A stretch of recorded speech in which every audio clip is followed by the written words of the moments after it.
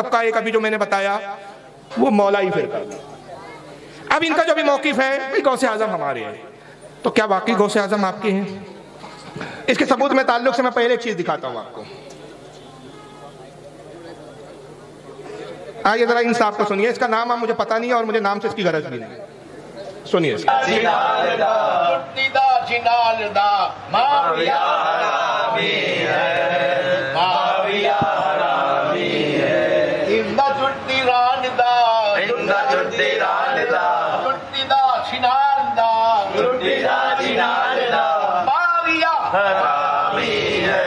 ये सुनाने की जरूरत नहीं, बहुत लंबा है, बहुत देर तक ये पढ़ता रहा।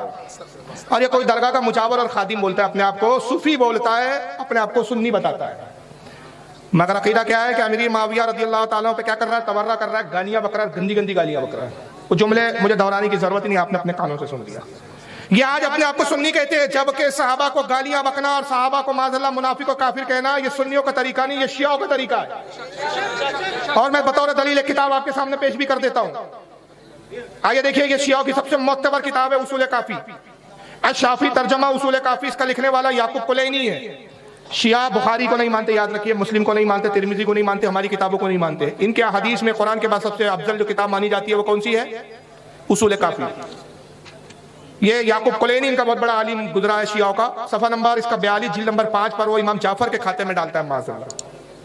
और क्या लिखता है? नौज़ुबिल्लाह, इन्ना नास तरदू बादा रसूलुल्लाह सल्लल्लाहु अलैहि वसल्लम इल्ला नफरा यसीरा। कहते हैं कि हुजूर सल्लल्लाहु अलैहि वसल्लम का जैसी विसाल हुआ, जितने सहाबा थे, जितने लोग थे, सब मुर्तद हो गए। जितने सहाबा थे वो सब क्या हो गए?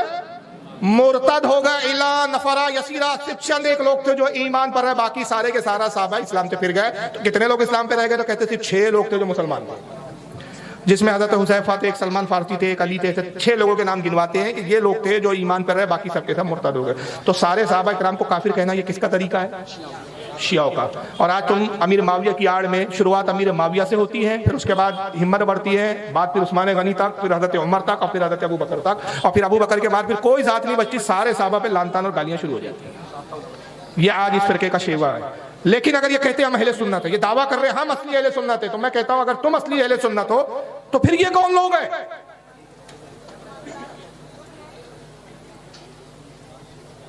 ये किताब आपके सामने दिखा रहा हूं, नसीमुर रियाज, बहुत दुल्ला दिख रहा है यार। इमाम शहाबुद्दीन खफाजी रहमतुल्लाह अलैह शरह, इन्होंने शरह लिखी इमाम काजी अयाज की, जिसका नाम अश-शिफा है, उसकी शरह लिखी नसीमुर रियाज फी शरह शिफाई काजी अयाज, जिल्द नंबर 4 सफा 525। हजरत इमाम शहाबुद्दीन खफाजी क्या कहते हैं? वमन यकूनो युतानो फी मावियता फज़ालिका क़ल्बु मिन क़िलाबुल हाविया।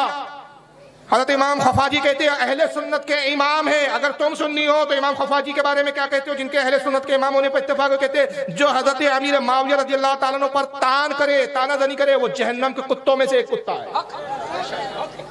तो तुम कैसे सुन्नी हो? तुम्हारे बारे में तो इमाम का फतवा है कि जो अमीर माविया पे तानाज़नी करे वो कौन है?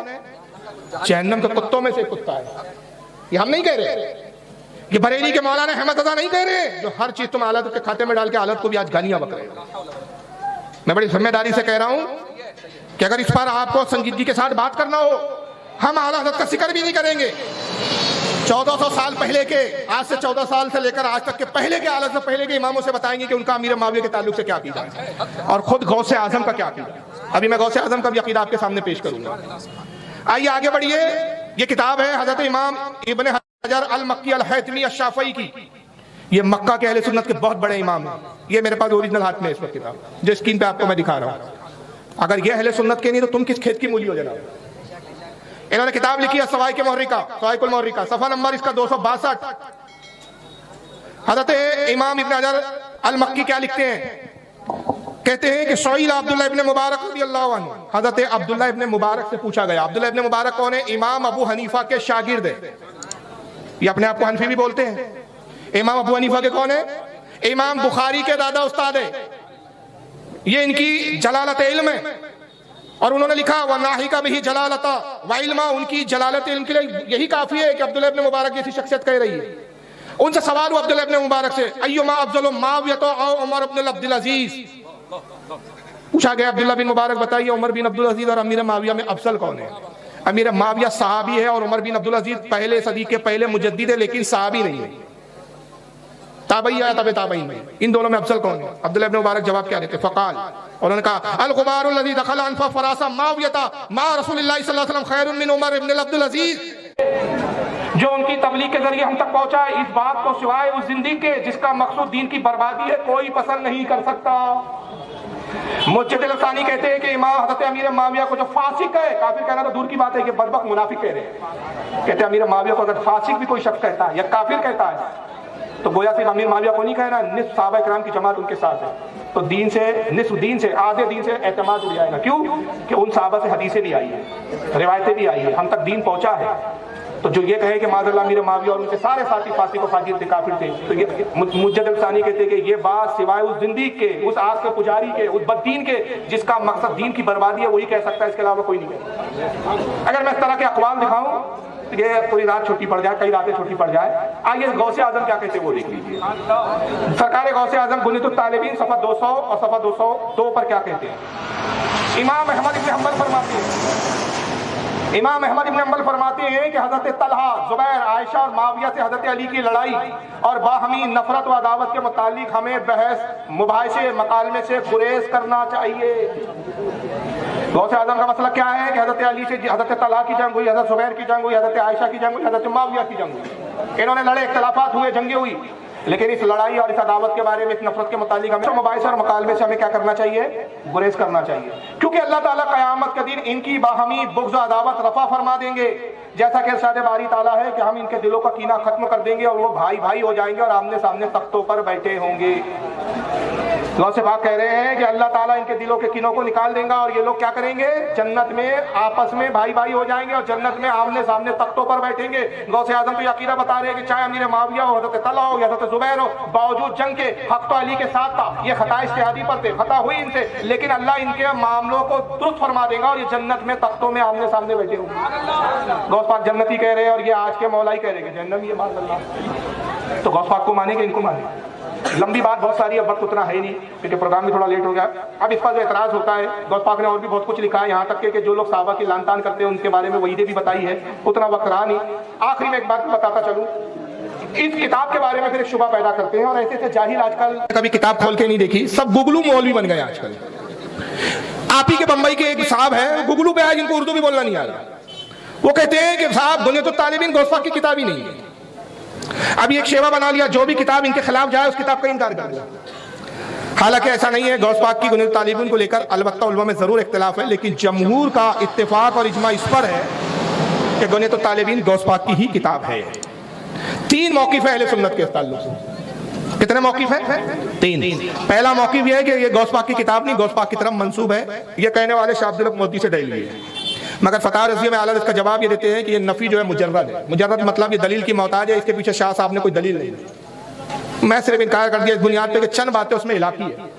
ये मुजर्रद कौल है इनका शिव शाह अब्दुल हक मोहद्दिस देलवी और एक हज़रत अल्लामा अब्दुल अजीज मुल्तानी अन-नबरास उनकी किताब है, सफ़ा नंबर 455 पे कहते हैं कि अजीज शेख अब्दुल कादिर जिलानी की गुनियतुत तालिबीन नहीं। मगर दूसरा मौक़िफ़ क्या है कि ये गुनियतुत तालिबीन गौस पाक की किताब है। और इस मौक़िफ़ के इख्तियार करने वाले कौन है? हज़रत अल्लामा हाजी खलीफा, उनकी किताब है कश्फुल जुनून, वो लिखते हैं गौस पाक की किताब है। इब्न तैमिया अपने फतावे इब्न तैमिया जिल्द 5 सफ़ा 15 पे लिखता है गौस पाक की किताब है। इमाम ज़हबी अपनी किताब अल-उलू सफ़ा 193 पे कहते हैं गौस पाक की किताब है। इब्न कसीर अल-बिदाया वन निहाया जिल्द 12 सफ़ा 252 पे कहते हैं गौस पाक की किताब है। इब्न रजब हम्बली तबकातुल हिनाबिला जिल्द 1 सफ़ा 254 पर कहते हैं गौस पाक की किताब है। मुजद्दिद अल-अफ़सानी शेख अहमद सरहंदी मकतूबात रब्बानी दफ्तर दुअम सफ़ा 74 कहते हैं गौस पाक की किताब है। हज़रत इमाम मोहम्मद बिन याह्या तासफी अपनी किताब कलायदुल जवाहिर सफ़ा 7 पे कहते हैं गौस पाक की किताब है। शाह वलीउल्लाह मोहद्दिस देलवी अपनी किताब हमाद सफ़ा नंबर 12 पे कहते हैं गौस पाक की किताब है। खुद आला हज़रत कहते हैं कि गौस पाक की किताब है, बाज़ बातें इल्हाक है, कुछ लोगों ने अपनी तरफ से बढ़ा दी। और यही मौक़िफ़ है इमाम इब्न हजर अल मक्की अल हैतमी का फतावे हदीसिया सफ़ा नंबर 271 पर। तो पता चला कि है तो किताब गौस पाक की, लेकिन चंद बातें इल्हाकी है। अब ये कैसे तय हो कि इल्हाक मतलब किसी बदबख्त ने अपनी तरफ से उसमें बढ़ा दी, तो वो बात हम उसको रद्द करेंगे, उसको इल्हाक कहेंगे जो अकीदे अहले सुन्नत के खिलाफ हो। और जो अकीदे अहले सुन्नत के मुआफिक हो तो उस इबारत को और उस बात को इल्हाकी नहीं कहेंगे। तो गौसे आजम गुनियतुत तालिबीन में लिख रहे हैं, मैं हवाले नहीं दिखा पा रहा हूँ, वक्त कम है, कि उस किताब में लिख रहे हैं कि अमीर माविया पे लानतान नहीं करना चाहिए। तो ये तो टोटल अहले सुन्नत का मौक़िफ़ है। गौस पाक इसमें तन्हा नहीं है। अगर गौस पाक तन्हा कहते और तमाम अहले सुन्नत का इत्तेफाक ही होता कि नहीं अमीर माविया पे लान तान कर सकते हैं, तो हम कहते थे कि भाई ये गौस पाक की इलाकी बात है। गौसे आजम गुन तालिबीन में कहते हैं कि तमाम सहाबा में सबसे अफजल हजरत अबू बकर सिद्दीक है। अब जब ये कहा जाता है भाई गौस पाक कह रहे हैं कि तमाम सहाबा में सबसे अफजल अबू बकर सिद्दीक है, तो ये मौलाई कहते नहीं अली का पहला नंबर। हम कहते तुम गौस पाक से बड़े सैयद हो, तुम सैयद हो। अगर आज के तुम सैयद कहला रहे हो, दावे कर रहे हो सैयद होने के, तो तुम्हारे सैयद होने पे तो पूरा कोई मतलब कंफ्यूजन का भी मामला है। बहुत लोगों के नजदीक आप मशकूक है। हम नहीं कहते कि तुम सैयद हो या नहीं हो, अल्लाह जाने तुम जानो, लेकिन गौस पाक के सैयद होने पर किसी का इख्तलाफ है? कोई माइकल आल कह सकता है गौसे आजम सैयद नहीं है? तो गौसे पाक तो बुनियाद तालिबीन में लिख रहे तमाम साहबा में सबसे अफजल पहले नंबर पर है अबू बकर सिद्दीक। आप कहते हैं बुनियाद तालिबीन की दलील मत दीजिए, क्यों? वो किताब गौस पाक की नहीं है, इसमें इलाक हुआ है। अरे तो बदबख्त ये कहां से साबित करेगा कि ये बात गौस पाक की इलाक है? क्यों? ये तो अकीदे अहले सुन्नत है। यही हदीस तो बुखारी में मौजूद है, मौला अली से मौजूद है।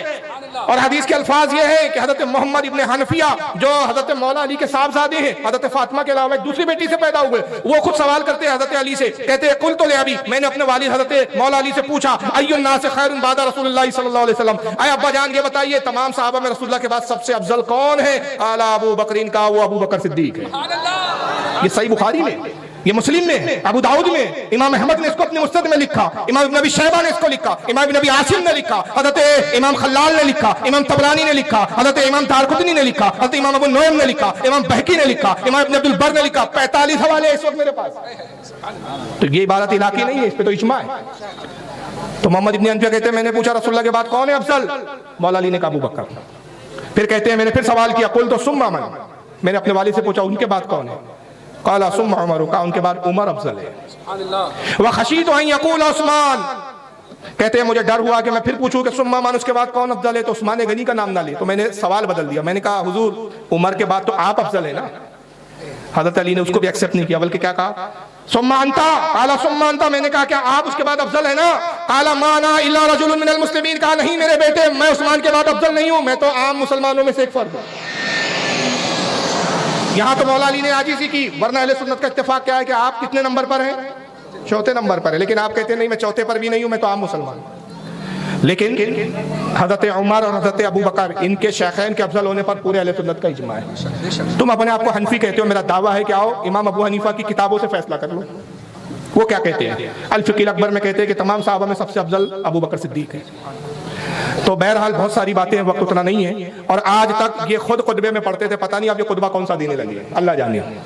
आप भी जुमे में खुतबा सुनते आ रहे हैं, कभी तर्जुमा पूछिए मौलाना साहब से कि अगर अबू बकर पहले नंबर पे नहीं है, वो चंद कव्वालों ने और चंद जाहिल मुजावरों ने मशहूर कर दिया दमादम मस्त कलंदर अली का पहला नंबर, तो पहले नंबर की बहस हो गई, ये मुद्दा छिड़ गया।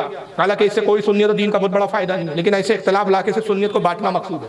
1400 साल के मुत्तफिका अकायद में रखनंदाजी पैदा करना मकसूद है। सुन्नियत की ये एजेंट है, ये ईरान के और शियाओं के, जो चाहते हैं कि अहले सुन्नत में टुकड़ेबाजी हो जाए, फिरकेबाजी हो जाए। वरना 14 साल से हम जुमे में यही खुतबा सुनते आ रहे हैं, आज भी ये भी खतीब यही पढ़ रहा है, वस्सलातु अला मुहम्मद सय्यदिल अना व अला आलिहि व असहाबिल इकराम खुसूसन अला अफजलुल बशरी बादल अंबिया बित्तहकीक अबू बकर सिद्दीक।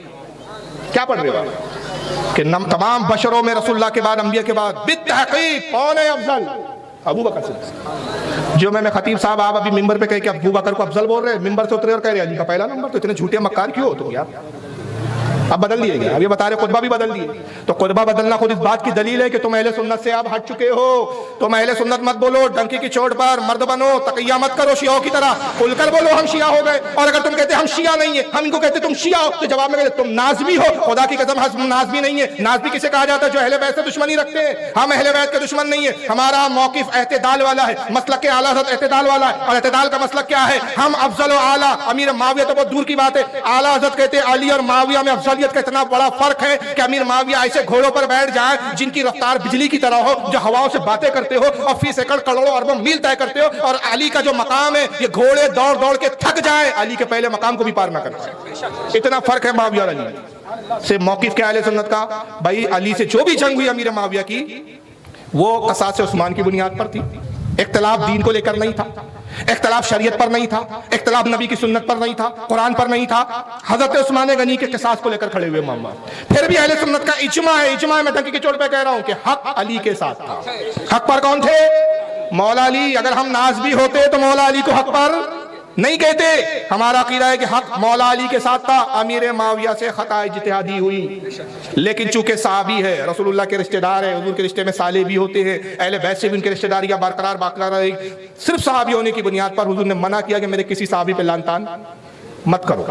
इसलिए हम कहते हैं उनकी शान में तौहीन ना की जाए, जबान रोकी जाए। वही गौसे आजम कह रहे कि बहस व मकालमे में हमको इसमें पढ़ना नहीं चाहिए।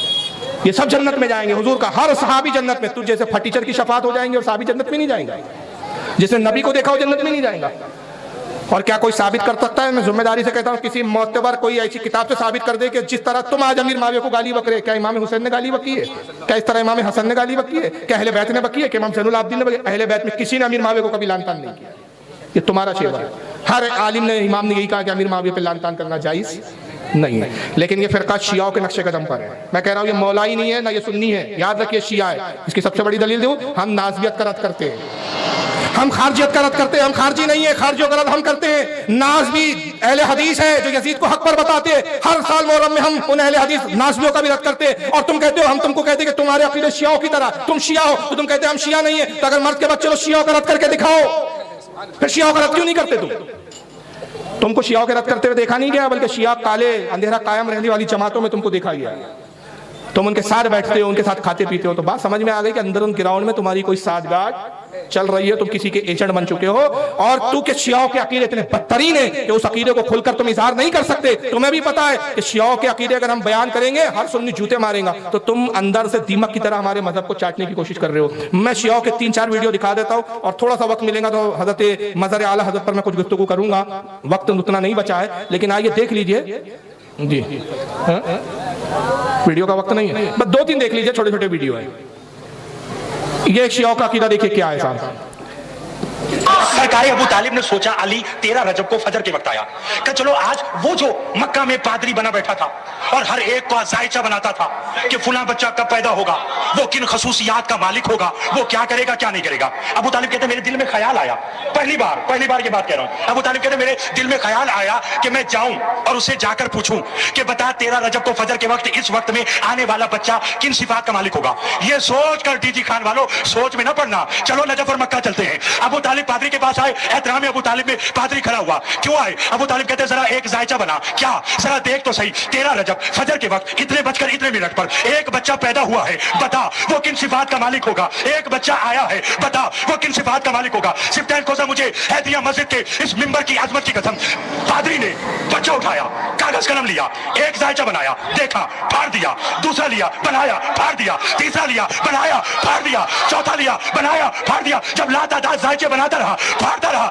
अबू तालिब ने कहा बताता क्यों नहीं कि 13 रजब को इतने बजे जो बच्चा आया वो क्या होगा। पादरी खड़ा होकर कहने लगा, अबू तालिब जो वक्त तू बता रहा है उसमें अल्लाह तो पैदा हो सकता है, बच्चा पैदा है। इनके यहाँ तो अली खुदा है भाई। अबू तालिब गए, जब अली पैदा हुए, एक पादरी से कहा भाई ये वक्त में बच्चा पैदा हुआ है, जरा भविष्यवाणी कर दे, पेशेंटगोई कर दे, ये बच्चा कैसा होगा। उसने जायचे बनाया, फाड़ता गया, आखिरी में कहा मैं हैरान हूं क्या जायचा बनाऊं, इस घड़ी में जो बच्चा पैदा हुआ बच्चा नहीं है, खुदा पैदा हो सकता है, खुदा पैदा हुआ। तो शियाओं का तो ये भी अकीदा है कि वली को खुदा, बल्कि इनका एक मोतबर किताब है साहब, इसमें एक फिरका है गुराबिया। मैं किताब का स्कैन दिखा रहा हूँ, वक्त नहीं, इबारत नहीं पढ़ पाऊंगा। अल अनवारुल नुमानिया किताब है, इसकी जिल्द नंबर 2 सफ़ा 208 पर बाकायदा शियाओं का अकीदा बयान किया गया है कि वो कहते हैं कि रसूलुल्लाह की तरफ वही नहीं आई थी। अल्लाह ने जिब्रील से कहा कि नबी तो हमने अली को बनाया, अली को जाओ नबुव्वत का पैगाम सुनाओ। जिब्रील नबी को पहचान ना सके, अली को पहचान ना सके। अली और जिब्रील, अली और मोहम्मद सल्लल्लाहु अलैहि वसल्लम मिलती जुलती शक्ल थी, उन्होंने मोहम्मद को अली समझ लिया और गलती से मोहम्मद को वही दी। और जब मिसाल दी, इंतहाई घटिया मिसाल दी। मिसाल क्या लिखा है, अजबा मिनल गुराबी वल बिल गुराब, जैसे कौवे एक तरह के होते वैसे अली और मोहम्मद एक जैसे थे कौवों की तरह। एक मिसाल दी खबीस की। तो जिब्रील से धोखा हो गया, कंफ्यूज हो गए कि यही अली है, तो मोहम्मद सल्लल्लाहु अलैहि वसल्लम को अली समझ लिया, वही दे दिया साहब। बाद में जब पता चला, अल्लाह ने कहा तुमने तो जिब्रील गलती कर दी, नबी तो मैंने अली को बनाना था, तूने मोहम्मद को वही दे दी। कहा मौला मैं तो वही समझा कि अली है। तो बाद में कुछ किताबों में यहाँ तक लिखा इन बदबख्तों ने, चूंकि मोहम्मद नबुव्वत के अहल नहीं थे, जब वही उतरती तो उन पे वही का बोझ बर्दाश्त नहीं होता। तो जिब्रील जब वही लाते, अब अल्लाह ने कहा एक बार गलती हो गई, पहली वही दे दी, तब नबी तो उन्हीं को बनाना पड़ेगा, चलो आज से मोहम्मद नबी, अली को उनका वसी बना दो, उनका मददगार बना दो। मगर चूंकि मोहम्मद कमजोर नातावा थे, अली बहादुर थे, मोहम्मद वही का बोझ नहीं संभाल सकते थे। जब वही आती तो हुजूर को वही का बोझ बर्दाश्त नहीं होता, तो पैखाना आ जाता था। फिर वो कहते थे अली आधी वही मैंने ले लिया, आधी तुम ले लो, मैं पखाना करके आता हूँ। और माज़अल्लाह की आयत की तफसीर ने शियाओं में किताबों में भरा पड़ा है कि अल्लाह फरमाता है महबूब हमने जो आप पे वही नाजिल किया, अगर हम पहाड़ पे नाजिल करते पहाड़ रेजा रेजा हो जाते। ये शियाओं के अकीदे। मैं अगर शियाओं के अकीदे बयान करने बैठूँ ना तो कई रातें चाहिए। इस तरह के अकीदे जो शियाओं के हैं, और आज ये अली को उसी लेवल पे लाना चाहते हैं। इनको इस बात पर तसल्ली नहीं है कि भाई अहले सुन्नत का जो अकीदा है वो ये कि मौला अली के फ़ज़ाइल बहुत ज़्यादा है, लेकिन अफजलियत एक अलग होती है, अब फ़ज़ाइल अलग होते हैं। फजीलत और अफजलियत में ज़मीन आसमान का फ़र्क। हम अफजलियत के एतबार से हज़रत अबू बकर को नंबर 1 पे मानते हैं। ये अलग बात है कि फ़ज़ाइल में अली के बारे में ज़्यादा रिवायत है, लेकिन बहरहाल वक्त की किल्लत है। जो कुछ बयान हुआ वो समझने के लिए काफ़ी है कि गौसे पाक का अकीदा वही है जो अहले सुन्नत का अकीदा है, और इसी अकीदे की नशर इशात में सारी जिंदगी शेर बशर सुन्नत ने अपनी जिंदगी सर्फ की है। यही मसलक आला हज़रत था। मसलक आला हज़रत के तर्जमान का नाम था शेर बशर सुन्नत। मसलक आला हज़रत की तर्जमानी का नाम था, बल्कि मैं कहूँगा आला हज़रत के इस शेर के मुज़दाक़ हुए मज़हर आला हज़रत शेर बशर सुन्नत की हालत कहते हैं कि रज़ा के नेज़े की मार है, कि अदू के सीने में गार है, किसे चारा जो ही कवार है, ये वार से पार। मोहम्मद हशमत अली खां का नाम था। लखनऊ में आपकी पैदाइश हुई 1319 हिजरी में। इलाके के अपने मदरसे में नाजरा खत्म किया आपने। बस मुख्तसर जल्दी बता रहा हूँ, बस 5 मिनट में समेट लूंगा इंशाल्लाह, 5 से 10 मिनट, बस 10 मिनट बस। हाँ। इलाके में नाजरा खत्म किया, उसके बाद देवबंदियों का एक मदरसा था, मदरसा आलिया फुरकानिया। वहाँ हजरत शेर बशर मौलाना हशमत अली ने एडमिशन ले लिया। 10 साल की उम्र में कुरान करीम हिफ्ज़ करते हैं, और उस वक्त जो उस्ताद था आपका, उसका नाम था हाफिज अब्दुल गफ्फार, कट्टर देवबंदी, अशरफ अली थानवी का पक्का मुरीद। तो जिस उस्ताद से शेर बशर सुन्नत ने पढ़ा वो देवबंदी वहाबी उस्ताद था। 10 साल की उम्र में ज़हीन तेज था, हिफ्ज़ मुकम्मल किया। मदरसे में आपको आफताब कहा जाता था, सूरज। उस्ताद बड़ा फख्र करते थे। 10 साल की उम्र में पहली मरतबा तरावी की नमाज पढ़ाई आपने। हज़रत मखदूम शाह मीना रहमतुल्लाह ताला अलैह के आस्थाने के पास मस्जिद है। 10 साल की उम्र में आपने पहली मरतबा तरावी पढ़ाई। ये आपकी ज़हनियत और आपकी अक्ल का और आपकी दानिशमंदी का अंदर। 13 साल की उम्र में क़िरात सबा की सनद आपने हासिल की। 7 क़िरात के जो लहजे होते हैं वो उस पर आपको अबूर हासिल हो गया। और 13 साल की उम्र में ही फिर आपने दरस निज़ामी शुरू किया। मदारिस में जो उस्ताद थे वो सब देवबंदी थे, क्योंकि मदरसा भी देवबंदी का था। उस इलाके में देवबंदी का मदरसा था, एडमिशन ले लिया। हालांकि वाली साहब आपके हाफिज थे, लेकिन पता नहीं किस बुनियाद पर उन्होंने उस मदरसे में आपको दाखिला दिलवा दिया। उस्ताद में एक था मोहम्मद जान जो उस मदरसे का मोहतमीम था, और एक था नसरुद्दीन। दोनों अशरफ अली थानवी के मुरीद थे। ये अपने उस्तादों से पढ़ने लगे, और मीज़ान उस-सर्फ उस वक्त मुल्ला नसरुद्दीन से पढ़ते थे, जो अशरफ अली थानवी का मुरीद और खलीफा था। इसने आपका ज़हन ऐसा बनाया कि आप मुतशद्दिद किस्म के वहाबी देवबंदी हो गए, और घर आके आप मामूलात अहले सुन्नत पर एतराज़ करते थे। वालिदा से कहते थे ये फातिहा वातिहा सब बंद करो, ये फातिहा सब बिदअत है, ये शिर्क है, ये कब्रों पे जाना शिर्क, ये शिर्क, वो शिर्क, ये बिदअत। वो घर में झगड़े होते थे। माँ बड़ी परेशान हो गई। माँ कट्टर सुन्नी थी आपकी वालिदा मोहतरम। वो मुरीद थी हज़रत अल्लामा हिदायत रसूल रहमतुल्लाह अलैह से। एक दिन अपने पीर मुर्शिद के पास गई और कहा कि मेरा साहबजादा बिगड़ गया है और अहले सुन्नत से हटता जा रहा है। तो उन्होंने आला हज़रत की चंद किताबें दी और कहा कि आप ले जाइए, वक्त आने पर किताब काम आएंगी। वालिदा वो किताब आला हज़रत की चंद किताबें लाती है, और हर साल उनकी आदत थी कि वो सूरज दिखाने के लिए, रोशनी यानी धूप दिखाने के लिए सहन में रखती थी ताकि दीमक ना चाटे। एक मरतबा आप छुट्टियों में आए मदर घर से, वो धूप में किताबें सूख रही थी, देखा चंद किताबें, और आला से बड़ी नफरत थी उस वक्त। देखा मौलाना अहमद रजा की किताब है, एक किताब उठाई, जरा पढ़े तो क्या लिखते हैं मौलाना अहमद रजा। उस्तादों से बहुत खिलाफ सुना था आला हज़रत के। वो किताब जो उठाई, किताब का नाम था तमहीद ईमान। और जब किताब पढ़ने लगे, भरी धूप में सहन में बैठे हुए हैं, धूप का भी एहसास जाता रहा। किताब क्या थी, ऐसी तासीर थी किताब में, आज भी पढ़ो तो आपकी आंखों में आंसू आ जाएंगे। आला हज़रत ने मोहब्बत रसूल और इनकी गुस्ताखियों पर जो गुफ्तगू की, आंखों से आंसू के धारे बहे और बेसाख्ता फरमाते थे, बेशक ये काफिर है, बेशक ये काफिर है, बेशक ये काफिर है। सुभान अल्लाह। दिल की दुनिया बदल गई। जब मदरसा पहुंचे तो हालत बदल चुकी थी, अब उस्तादों से बहस करने लगे। नतीजा ये हुआ कि जान मोहम्मद साहब जो मोहतमीम थे मदरसा आलिया फुरकानिया के, पीछा छुड़ाना मुश्किल हो गया। नसरुद्दीन साहब भागते थे इनसे, ये ऐसे ऐसे एतराज करते थे देवबंदियों पे कि जवाब नहीं सोचते थे इनको। आखिर ये बेजार हो गए। उन्होंने कहा कि साहबजादे लगता है कि तुम बरेलवी हो गए। उसी दरमियान में इत्तेफाक की बात 1335 हिजरी का वाक़या था कि हुजूर हुज्जतुल इस्लाम अल्लामा हामिद रजा आलत के बड़े साहबजादे और सदुश शरिया मुसन्निफ बार शरिया, ये लखनऊ तशरीफ लाए हुए थे। वाली साहब इनसे मिलने गए और साहबजादे हज़रत मौलाना हशमत अली को भी ले गए। तो दोनों बुजुर्ग से आपकी मुलाकात हुई और आपने कहा कि मैं आला हज़रत फादिल बरेलवी से मिलना भी चाहता हूँ कि शागिर्दी इख्तियार करूँ और आला हज़रत से मुरीद हो जाऊँ। तो उन्होंने कहा कि साहबजादे आप ज़रूर मदरसा आए, दाखिला लें और आला से मुरीद हो जाए, लेकिन अभी मैं आला की तरफ से वकालत के तौर पर आपको मुरीद करता हूँ, अभी आप मुझसे मुरीद हो जाए, बाद में फिर आला हज़रत से तजदीद बैत कर लीजिए। चुनांचे सदुश शरिया से आप उस वक्त आला हज़रत के वकील की हैसियत से उनको वकील मानकर आला हज़रत के हाथ पर आप बैत हो गए। और उसके बाद 1336 हिजरी में उसके अगले साल मंजर इस्लाम में आपने दाखिला लिया।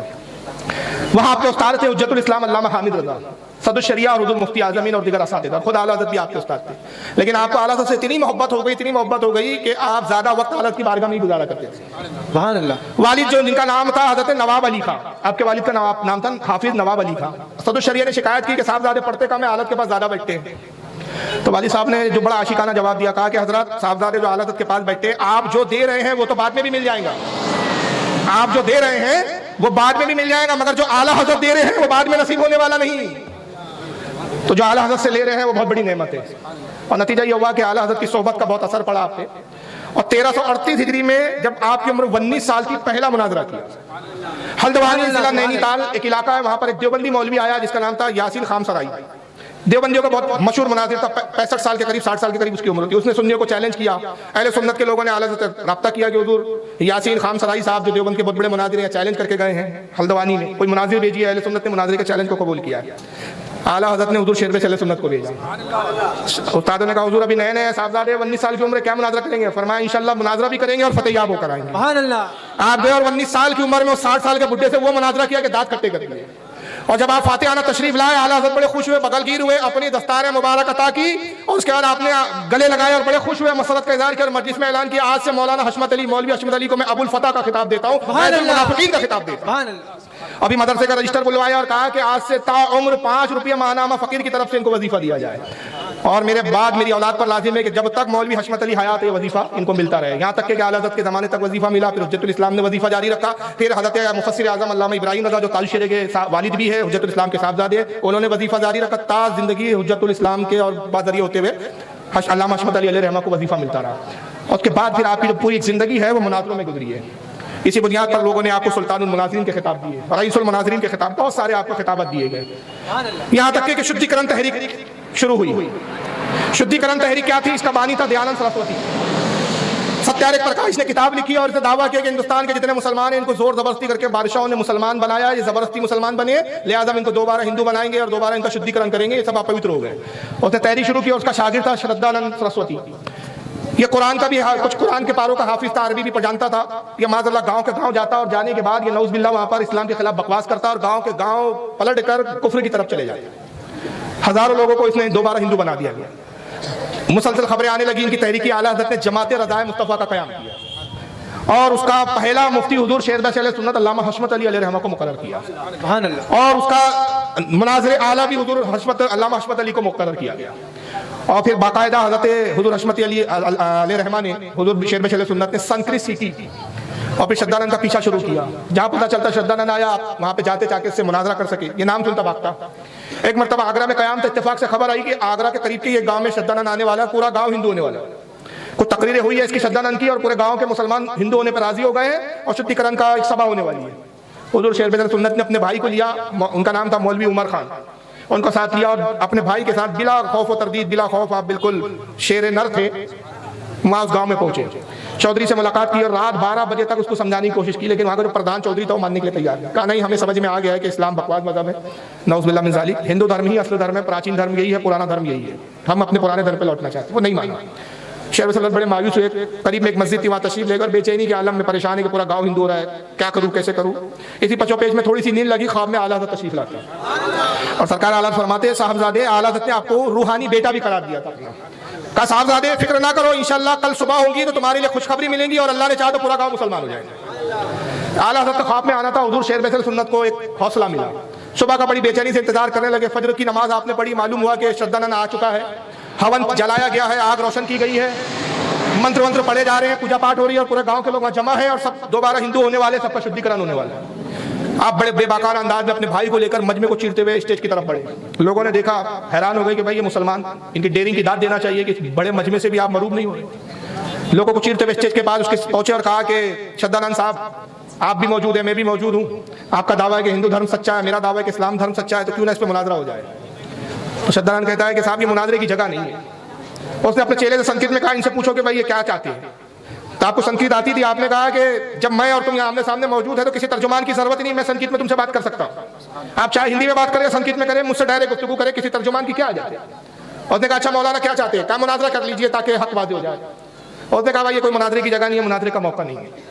आप जलाल में आए, उसका हाथ पकड़ा और कहा कि अगर तुम सच्चे हो, मुनाज़रे से तुम इनकार करते हो, मेरा दावा है कि मेरा मजहब सच्चा, मैं सच्चा, आओ मैं और तुम दोनों आग में कूद जाते हैं, 15 मिनट आग में रहते हैं, जो बच जाए उसका मजहब सच्चा है। लेकिन शद्दाद उसके लिए तैयार नहीं हुआ, उसने हाथ छुड़वाया झटके से, कहा मौलाना क्या बकवास करते हो, ये भी कोई हक्कानियत की दलील है? जाइए आप इस सभा का मिजाज खराब मत कीजिए, हम जो यहाँ पर है शुद्धिकरण के लिए आए हुए हैं, और अगर आपने यहाँ गड़बड़ की, बाद में अगर कुछ हुआ तो इसके जिम्मेदार आप हो। और फिर आपको धक्के देना शुरू किया, मजमा एक खौफ वो हो गया, इसके जो चेले चपाटे थे आपको वहाँ से धक्के देके निकालने लगे, बड़ा मुश्किल आप वहाँ से फिर मस्जिद आए और तशरीफ ला के रोने लगे। लेकिन अल्लाह ताला ने इस आपके ऐलान से दिल की दुनिया ऐसी बदली कि खुद प्रधान खड़ा हुआ और उसने कहा शद्दानंद साहब आप यहाँ से अपना बोरा बिस्तर उठाइए और चलते बनिए, क्योंकि हक हम पर वाज़े हो गया, हमने देख लिया कि हमारी जमात के एक नौजवान आलिम ने आपको मोबाइल पुजारी बनाना चाहते, जो आग में आप 15 मिनट जाने के लिए तैयार नहीं, आपका मजहब सच्चा नहीं हो सकता, हमारा इस्लामी सच्चा है, हम उसी मजहब पर कायम है। नतीजा ये हुआ कि पूरा गांव का गांव फिर उस मस्जिद की तरफ बढ़ता है और फिर शेरवाए सुन्नत का इस्तकबाल हुआ, पूरे गांव ने तौबा करके तकबीर ईमान दी। यह शेरवाए सुन्नत का एक बहुत बड़ा कारनामा था।